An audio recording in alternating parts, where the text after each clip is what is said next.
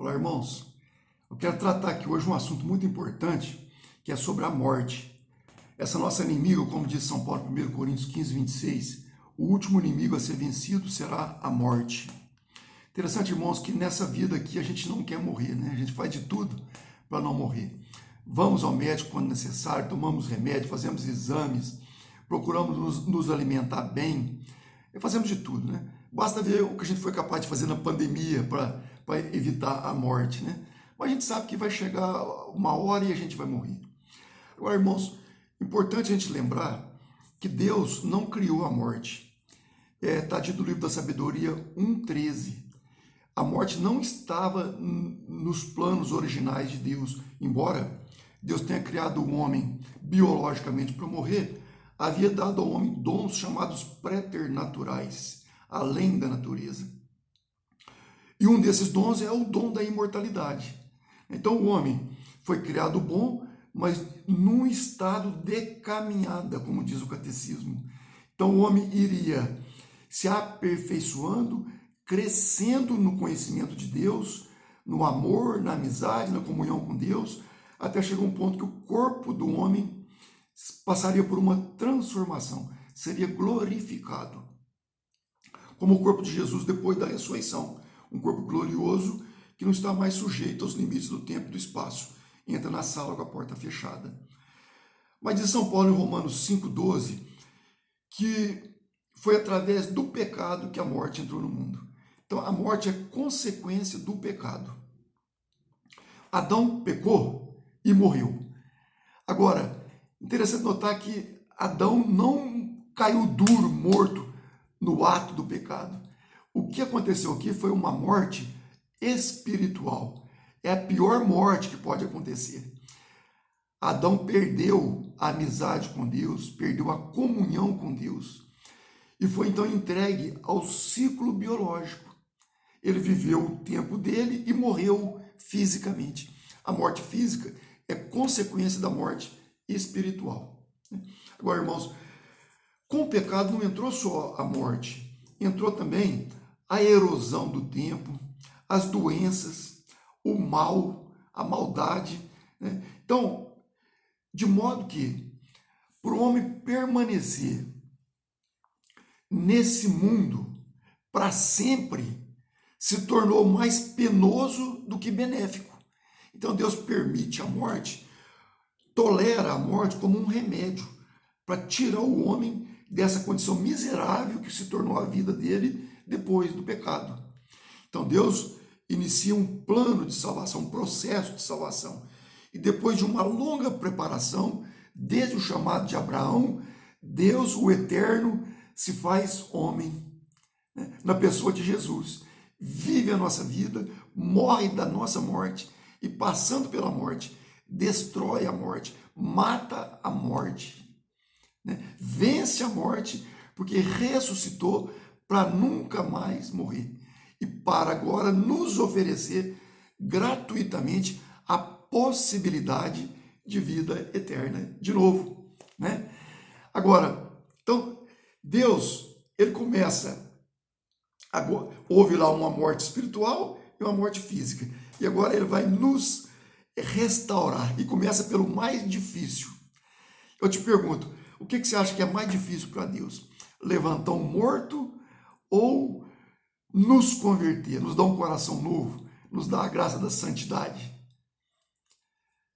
Seguramente, irmãos, para Deus o mais fácil é levantar um morto, né? Isso Jesus vai fazer quando vier na glória, no último dia, com o sopro da sua boca, vai ressuscitar os mortos.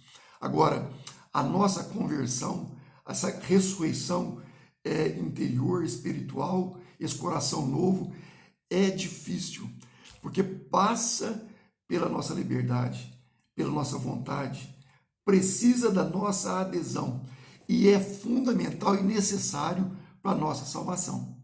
Olha, no livro do Apocalipse, no capítulo 20, versículo 6, está dito assim: feliz e santo aquele que passa pela primeira ressurreição, porque a segunda morte não terá poder sobre ele.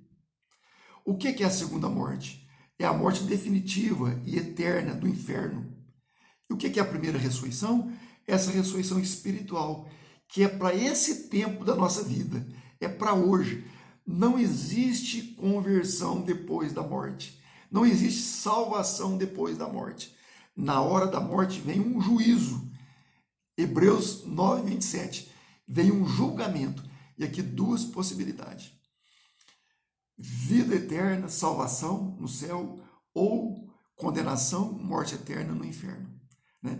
Se na hora da morte você foi encontrado num estado de perfeita santidade, comunhão perfeita com Deus, vai direto ao céu.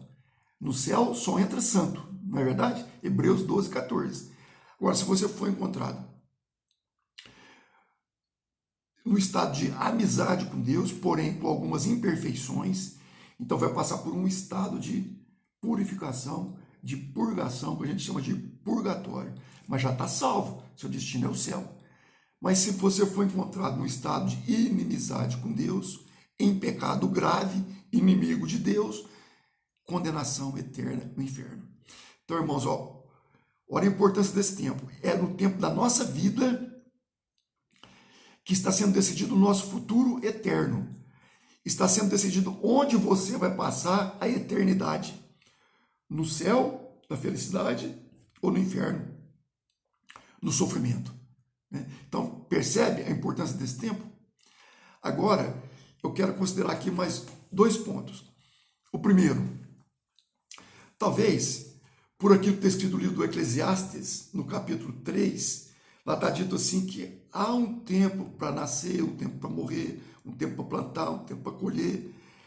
Talvez, por causa disso, as pessoas pensam que é Deus que marca a hora que a gente vai morrer, né?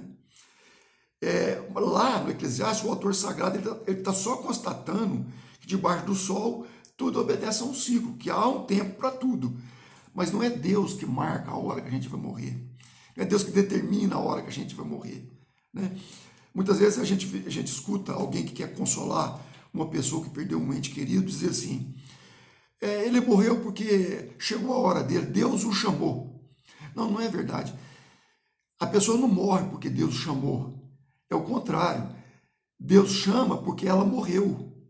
É o nosso corpo que vai envelhecendo, vem as doenças, a fraqueza, a debilidade. O nosso corpo, então, não consegue mais conter a nossa alma. O corpo que morre e a nossa alma, que é imortal, não pode permanecer nesse mundo sem o corpo. Então Deus chama a alma para junto de si. E o corpo espera a ressurreição do último dia. Então, não é Deus que determina a hora que a gente vai morrer. Embora Ele saiba, Ele é onisciente. Nada pode surpreender a Deus, não é verdade? Então, mas não é Ele que marca a hora da gente morrer. Pronto, esse é um ponto. Segundo ponto, é com relação ao medo da morte. Muitas pessoas têm medo de morrer. Veja bem, irmãos, para o homem natural, o homem que não tem fé, que não foi evangelizado, para esse também é natural ter medo de morrer.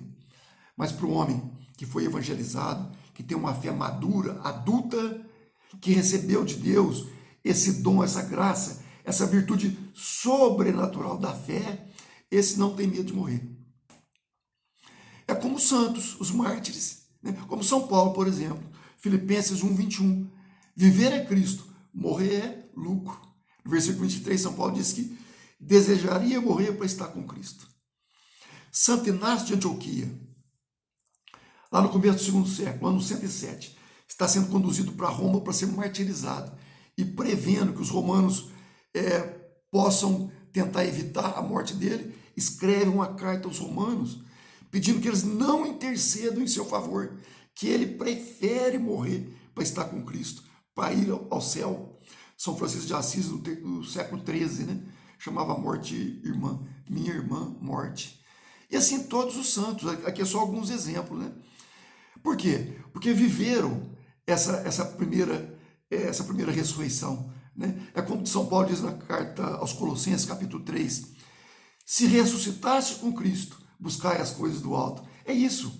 Esses santos, esses que têm fé, eles têm já o foco no céu. É um cidadão do céu, sabe que é um estrangeiro nesse mundo, está peregrinando para uma pátria definitiva e eterna, né? Que é o céu. Então não tem medo de morrer, né? Agora, irmão, se você tem medo de morrer, então peça ao Senhor que aumente a sua fé, né? Faça como os apóstolos, né? Os apóstolos pediram a Jesus: Senhor, aumenta a nossa fé. A fé não é uma realidade estática que a pessoa tem ou não tem. A fé ela pode aumentar, ela pode diminuir, ela pode acabar. É como um fogo, uma fornalha que precisa de lenha o tempo todo para ela se manter acesa e vigorosa. São Paulo diz que a fé vem pela escuta da pregação da palavra de Deus.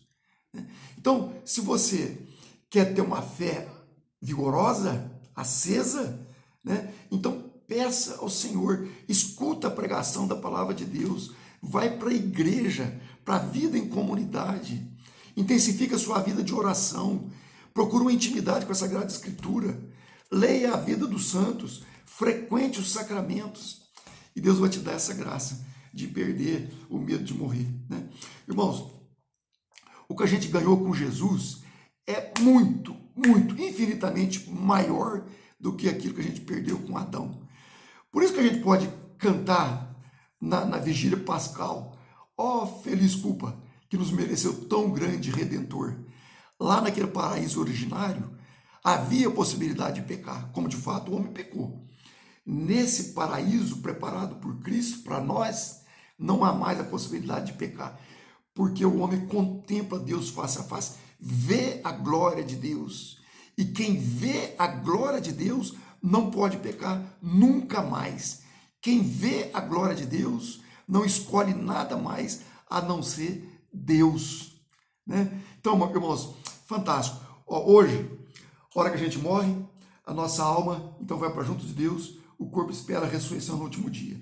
No último dia, quando vier Jesus na glória, então essa alma, santa e purificada, vai se unir ao nosso corpo.